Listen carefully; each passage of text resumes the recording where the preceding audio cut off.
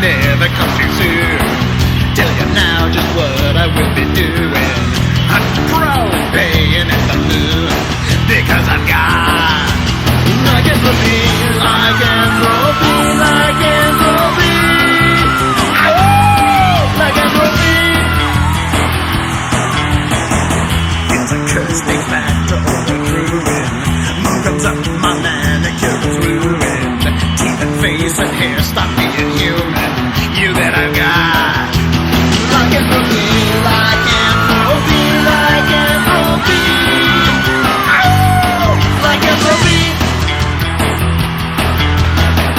Known and loved this girl for quite a while. Kissed her lips and then I gave her pride. A playful bite and I will tell you why. The full moon air. Lycanthropy, lycanthropy, lycanthropy. Lycanthropy.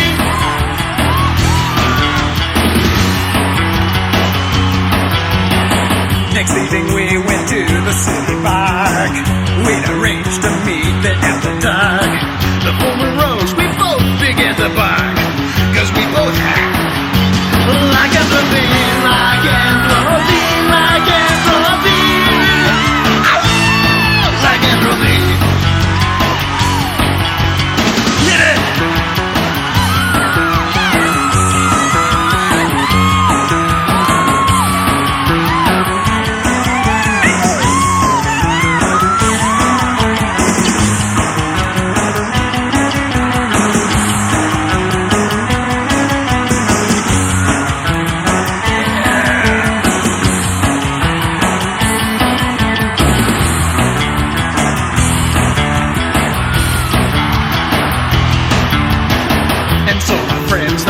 Become of me, though it smacks of bestiality.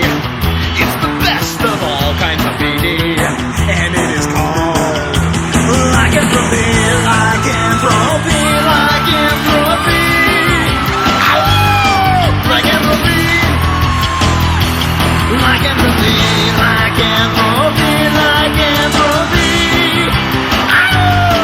Lycanthropy.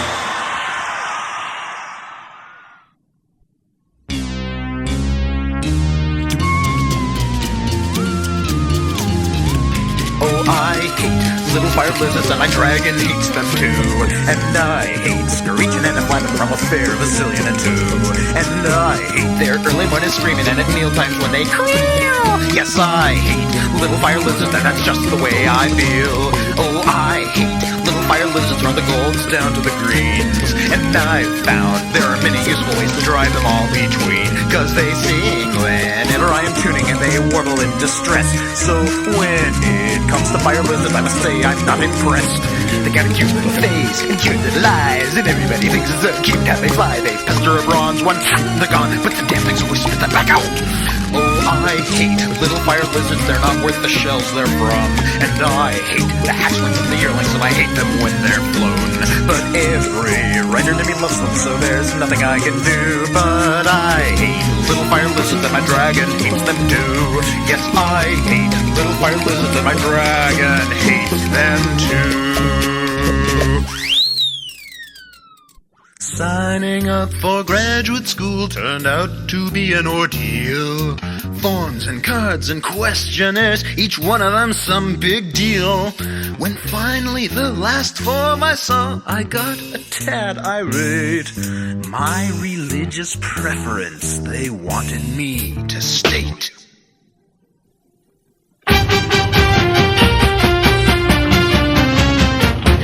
I am a Ronald-Reagan-Carl-Sagan-San-Diegan Pagan. Every other Tuesday, though, I worship Menachem Begin. My sect is quite a singular one. My feelings are devout. I want my group known round the school. I want to have some clout. This response was new to them. It put them in a dither. Bureaucrats went scurrying around, running yon and hither. Finally came the section head to look into this row. Came to me and made her stand. She said she wished to know, are you a Ronald-Reagan-Carl-Sagan-San-Diegan? Ronald-Reagan-Carl-Sagan-San-Diegan Pagan, who every other Tuesday night will worship Israel's Bagpipe. Have you gone mad? Have you gone nuts? Could you have had a fit? I'm sending you upstairs to see my boss. Be done with it! And so I went to see the man in charge of registration. When I got done, he started typing up his resignation. His final words to me before he totally lost his mind were, "We'll all be doomed if we don't stop perversions of your kind. You are a Ronald-Reagan-Carl-Sagan-San-Diegan Pagan. You hold a service twice a month to worship, and I'm Pagan. This situation, I can't judge. It just might be obscene. All I can do with this case now is send it to the dean." And so I worked my way up through the bureaucratic system. At every stage their system crashed as my religion blitzed them. Advisors, deans, and chancellors all saw their plans break down, until at last I hit the top and met with Jerry Brown. "So you're the Ronald-Reagan-Carl-Sagan-San-Diegan Pagan. Why do you meet once in a while to worship Israel's Bagpipe? Why can't you join a normal sect with other normal men? Like TMS, the Druids, Scientology, or Zen?" Just then a great disaster struck and forced my church to collapse. Earthquakes took our San Diego right off of the maps. Sagan's cosmos royalties caused him to lose his head. And Reagan became senile, so I think my gods are dead. But now I'm into Mr. Magoo, EMC to do as I do. Every week we have a meeting where we praise Godzilla. They found no problems with that when I went to reapply.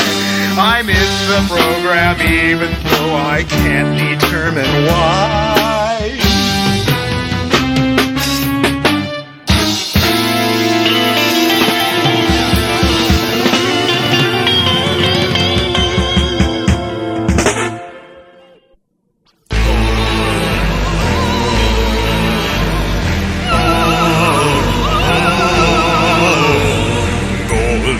For the huckster, silver for him too, copper for the taxman. We don't tell how well we do. These all delight us, goes the merchant's call. But plastic, code plastic, is the master of them all.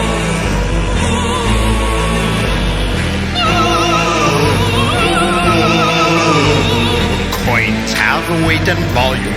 Can bring a lot. Currency is better, but you'll spend just what you've got. Checks need deposits, or return they'll fall. But plastic just takes credit. It's the master of them all.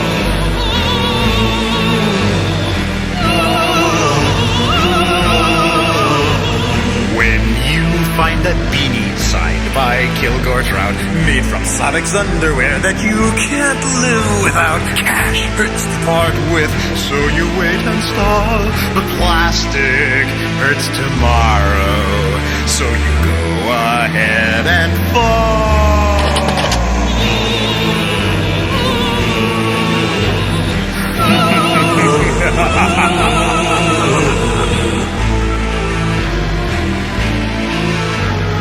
Plastic out of Citibank is the master of them all.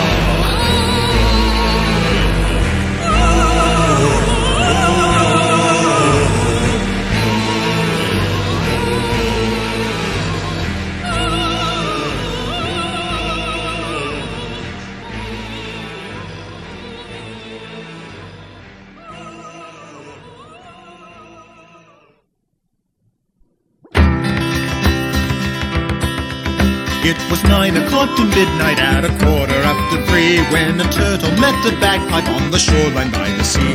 And the turtle said, "My dearie, may I lie with you? I'm weary." And the bagpipe didn't say no. Said the turtle to the bagpipe, "I have walked this lonely shore. I have talked to waves and bubbles, but I've never loved before. Will you marry me today, dear? Is it no you're going to say, dear?" But the bagpipe didn't say no. Said the turtle to his darling, "Please excuse me if I stare, but you have the plattest skin, dear, and you have the strangest hair. If I begged you, pretty please, love, could I give you just one squeeze, love?" And the bagpipe didn't say no. Said the turtle to the bagpipe, "Oh, you love me, then confess. Let me whisper in your dainty ear and hold you to my chest." And he cuddled her and teased her, and so lovingly he squeezed her. And the bagpipe said,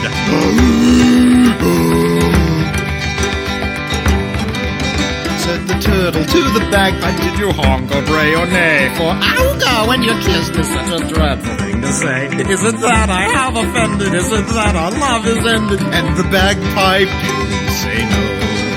Said the turtle to the bagpipe, "Shall I leave you, darling wife? Shall I waddle off to Woden? Shall I crawl out of your life? Shall I move, depart, and go, dear? Oh, I beg you, tell me no, dear." But the bagpipe didn't say no. So the turtle crept off crying and did not return no more. And he left the bagpipe lying on that smooth and sandy shore. And some night when tide is low there, just walk up and say hello there, and politely ask the bagpipe if this story's really so. I assure you, darling children, that the bagpipe won't say no.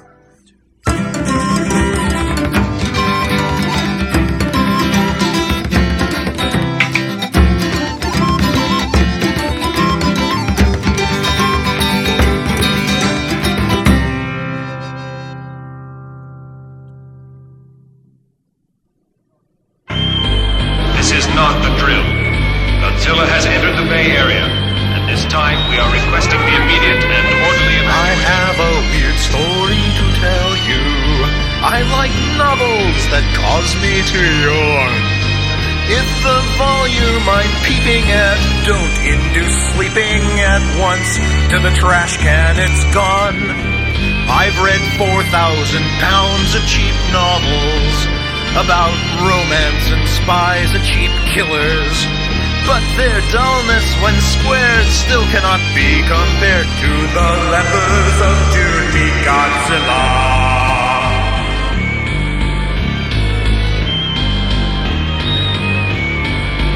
I've read Anthony's 14-book trilogies, half of all Perry wrote and sci-fi. I've read Dahlgren 9 times, and the blob meets the slime, and the horror of old Sigma Chi.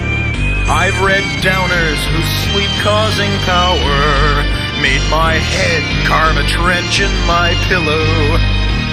But as I have said, the most boring I've read is the Lepers of Dune meet Godzilla.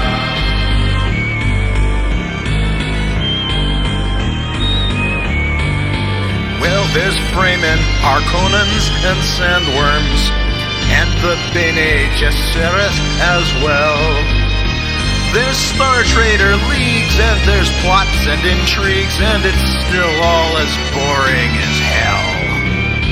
Old Robert got one review copy, which sedated the whole Heinlein villa. I will kill him! So as you can see, it's pure somnolency. It's the Lepers of Dune meet Godzilla.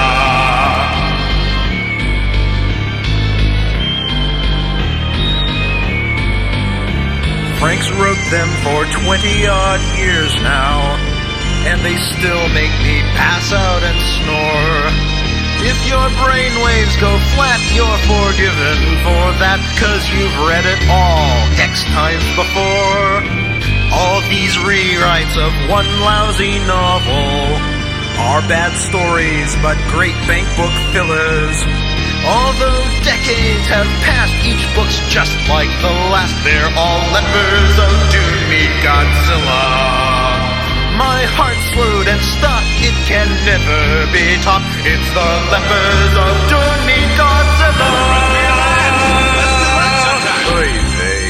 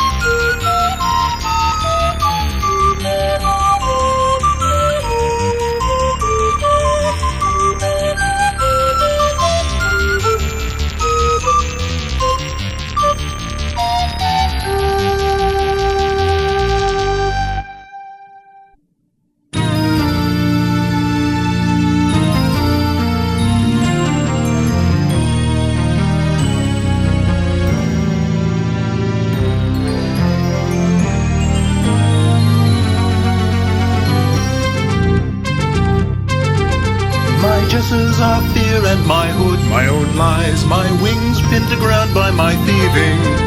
Each evening I swear that tomorrow I'll fly, but each dawn breaks not believing. I'm a mouse among men with no goals, no dreams, no record of right or of wrong. But a magical maiden, more real than she seems, fills my soul with the glory of song. Ladyhawke, fly bravely on, wings spread at each morning's light.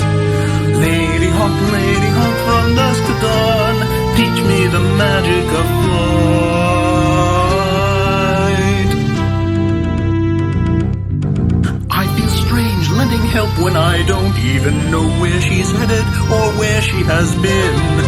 But my heart answers yes before my head says no, and too soon I am drawn in. But it's not just her beauty, for beauty I've seen, though she outshines what beauty I know. It's the faith she can place in the truth of a dream, the good she believes I can show. Ladyhawke, fly bravely on, wings spread at each morning's light. Ladyhawke, from dusk to dawn, teach me the magic of flight.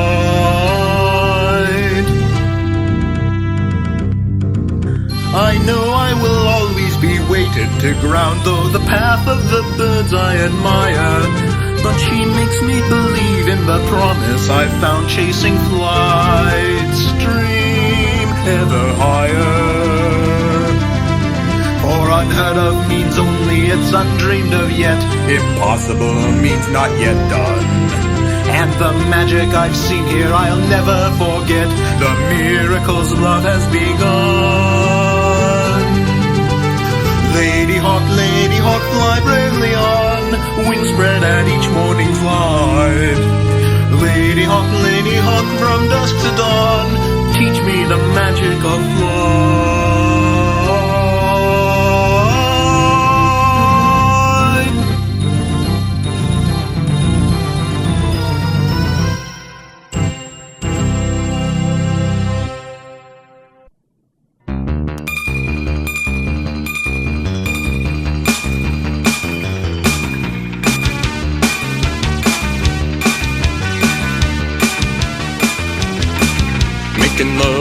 zero-G environment may not produce the satisfaction we project.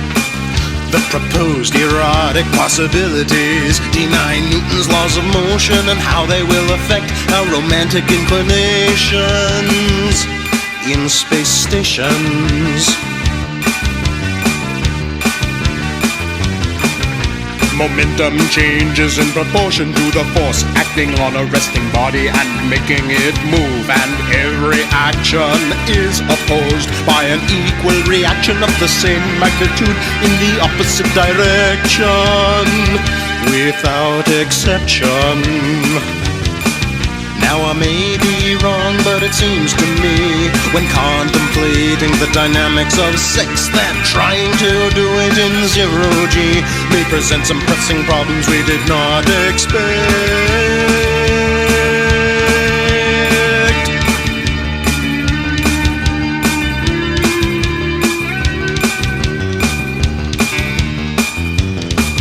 Making love in a zero-G environment may be more hazardous than advocates assume.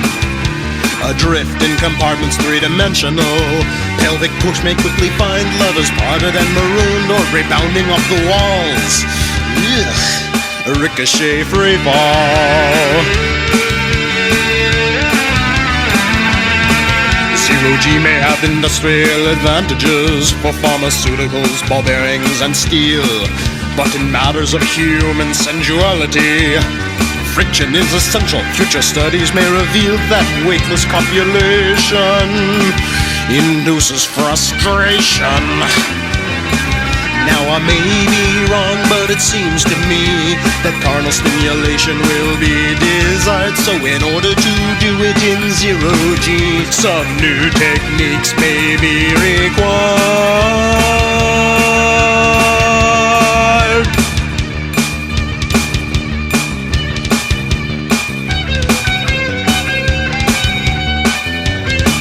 Making love in a zero-G environment may foster changes in our moral attitudes.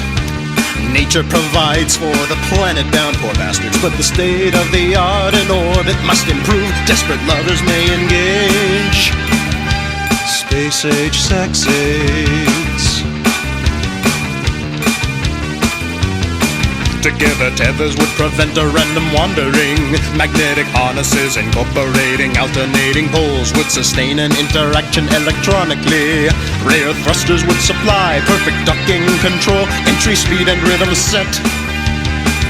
Go easy on the retrojets.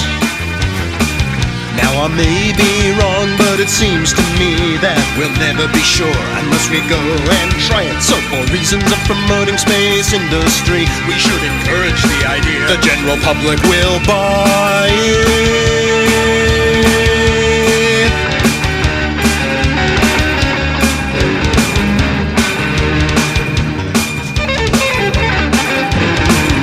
Making love in a zero-G environment is a problem we must solve to survive. With a dash of erotic ingenuity and invention of necessity, science will arrive at a feasible solution to the 21st century. Sensual revolution.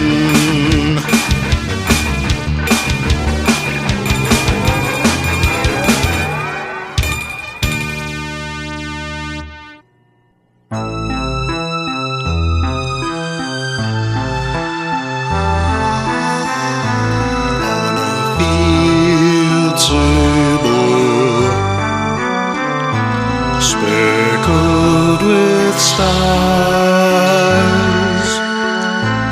bar sinister rules,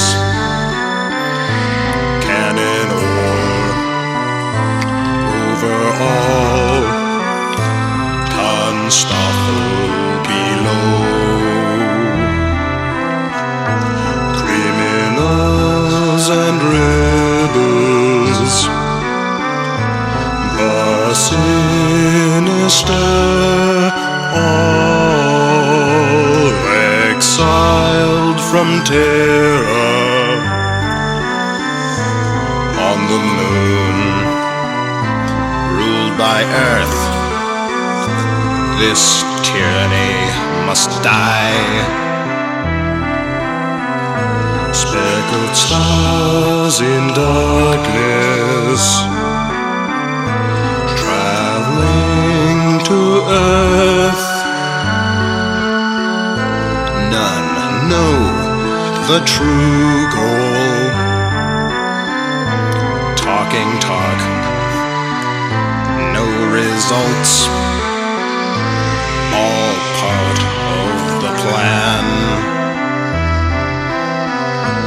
Driven by a cannon, rocks fall from high. Targets given warning. Tourists come, laughing light. Rocks plummet and kill. No one gets a free lunch. There's no such thing.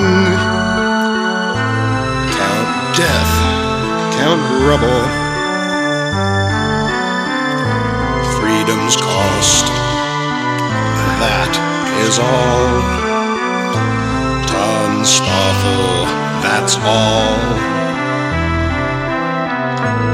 On a field sable, speckled with stars, are sinister ghouls, cannon or overall.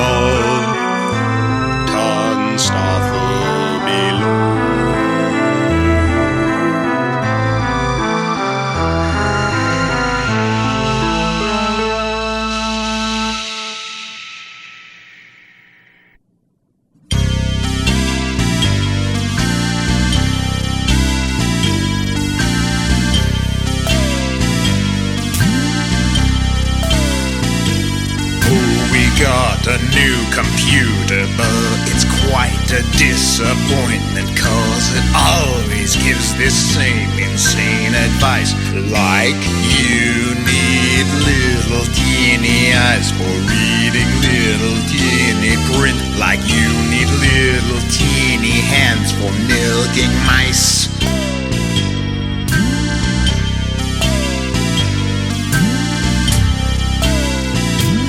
So we reread the instruction book that came with the computer, but it kept on printing crazy stuff that reads, oh, you need little teeny eyes for reading little teeny print, like you need little teeny shoes for centipedes.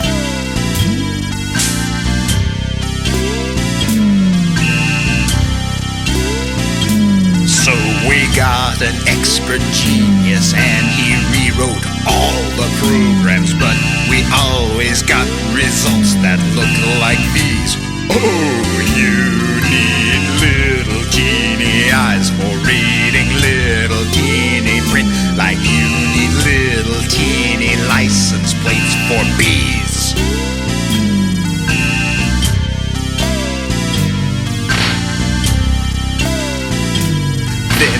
Tested each resistor, every diode and transistor, but our electronic brain just raves and rants.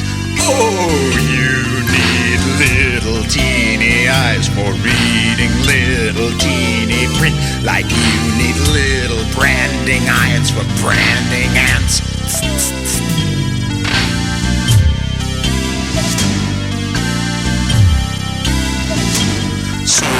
Called up the CE to see if he could fix our trouble, but alas, it seems he could not grant our wish. For you need little teeny eyes for reading little teeny print, like you need little teeny hooks for microfish.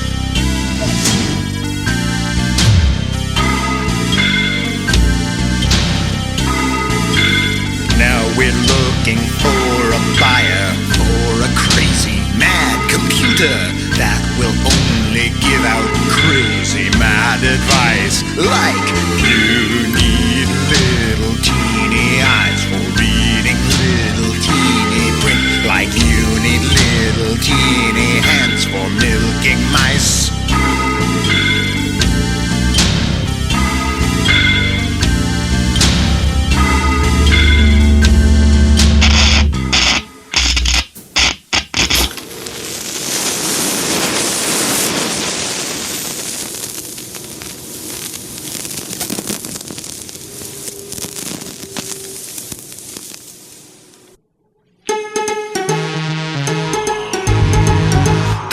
Right then and really begin while I adjust the screen.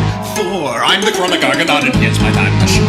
Just pick a place in time or space or somewhere in between. Just sit back and then we'll go somewhere inside my time machine.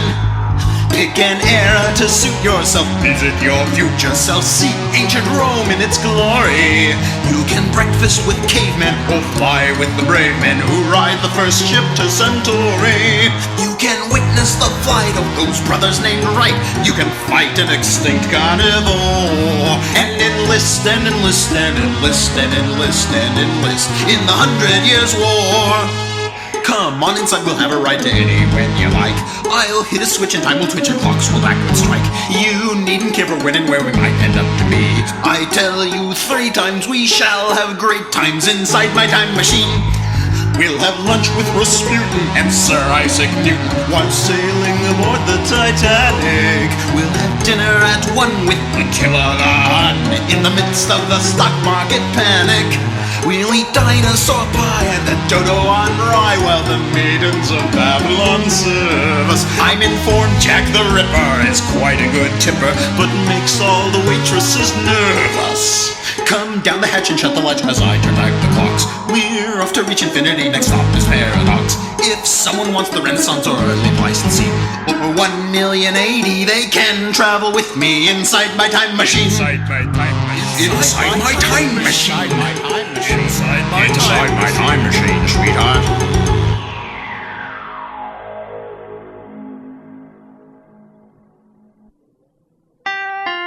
Dimethylaminobenzyaldehyde, sodium citrate, ammonium iodide. Mix them together and add in some benzene and top off the punch with trichloroethylene. Got gasoline plus died on some furfuryl alcohol. Followed it up with a gallon of propanol. Tanked up on hydrazine till afternoon and then spat on the floor and blew up the saloon. Paradigmethylaminobenzyaldehyde, powdered aluminum, hydrogen cyanide, nitrates, permanganates, fluorides galore. Just swallow and drink and you'll never need more. Whiskey, tequila, and rum are too tame to the stuff that I drink must explode into flame when I breathe and dissolve all the paint in the room and then rattle the walls with an earth-shaking boom. Paradigmethylaminobenzyaldehyde, cystiatimylane, tartaric aldehydes. If you get busted, don't trip, fall, or spill your fairly explode. You're so damn volatile. Keep your methanol, ethanol, and butyl acetate. None of them work. I'm too hard to intoxicate. I don't consider a drink to be strong if its carbon chains aren't at least 12 atoms long. Paradigmethylaminobenzyaldehyde, methyl methacrylate, partly solidified. Add copper sulfate for beautiful hues and drink it all down for those clicks that cause blues. When I'm really snookered, I don't need a warhead to light up the night. I just pound on my forehead. It's peaceful and easy to fly through the air while blowing like some huge emergency flare. Paradigmethylaminobenzyaldehyde, go soak your head in a good strong insecticide, flush it around and impregnate your brain with dichloroethane, trichloroethane.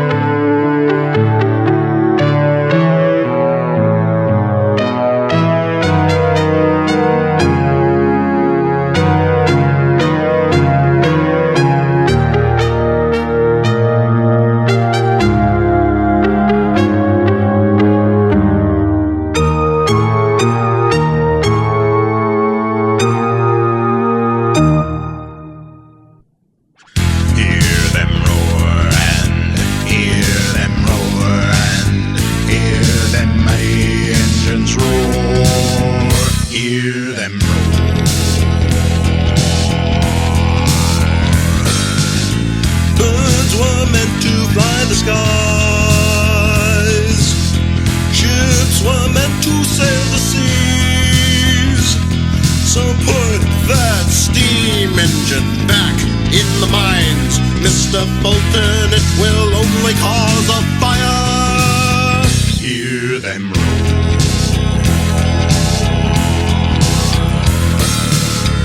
Hear them roar and hear them roar and hear them mighty engines roar. Hear them roar.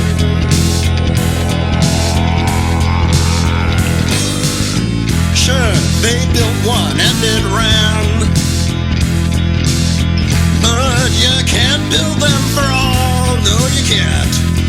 Those horseless carriages are toys for the rich. Mr. Ford, why don't you go back to Detroit? Hear them roar.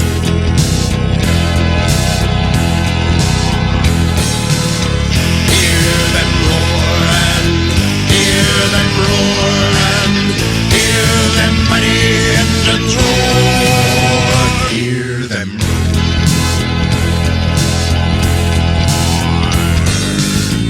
Look, it's time to study now. Don't you know you have to read? Oh, yes. Yes, but something more than that Buck Rogers stuff. Mr. Armstrong, kindly see me after class. Hear them roar.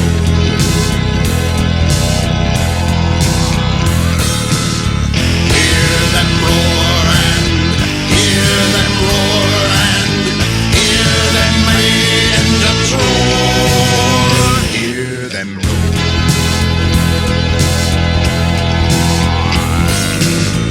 Birds were meant to fly the skies. Human spirits mean to soar. Before I leave for what lies beyond, Mr. Shuttle Pilot, let me join your crew.